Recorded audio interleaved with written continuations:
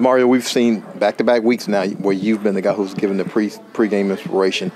Where does the thought process come from with these? I just think, like, during the week, you know, I'm drawing inspiration from all different kind of places, whether it's conversation, something I read, maybe a movie I watched or something. You know, I'm kind of a philosophical thinker, so I'm always thinking along those lines. But, you know, being out on the field, that's a different type of energy.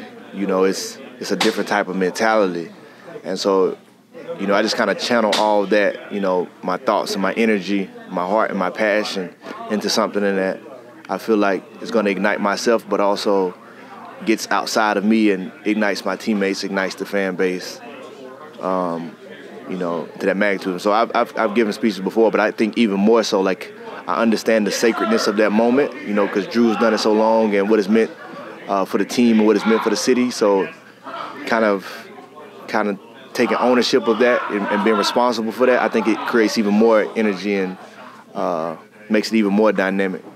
You look like a natural. Have you done it before? You talk about that sacred ground, but have you done it before with previous teams, or is this the first time you've been the guy to do that? Well, I've led the huddle when I was in Cleveland, when I was in New York, you know, multiple times, but I don't think it, you know, even then I don't think the energy has been like it's been here. Just and some of the speeches probably were good, but you know, probably definitely not to this level, just because of the energy, the team, the chemistry, all of it kind of plays. I mean, you can't fake it. You know, it's got to be real. It's got to be from the heart, and I think that's what people get.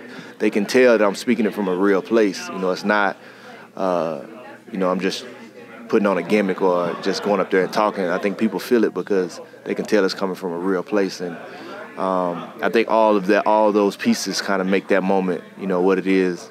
You know, it's a special moment for the team, and to be able to deliver in those moments is big. Well, speaking of energy, you guys had it defensively last week against Dallas. Going to need it again, obviously, this week against Tampa Bay. They look like a pretty diverse offense. They might not run it well, but they run it a whole lot, and then they've got the deep threats in the passing game. What will be some of the keys defensively against a team like this? Like you said, they're a real good offense, and they're playing at a high level, executing at a high level.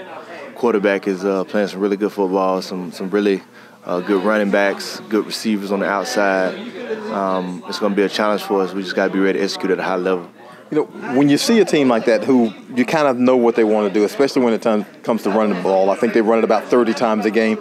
How much of a challenge is that when you're playing an opponent that wants to, I guess, kind of bully you around? I mean, I think that's their MO. You know, they want to grind you down. They want to wear on you for 4 quarters, you know, and kind of dish out that last blow. And you just got to be ready to step into it and accept that challenge.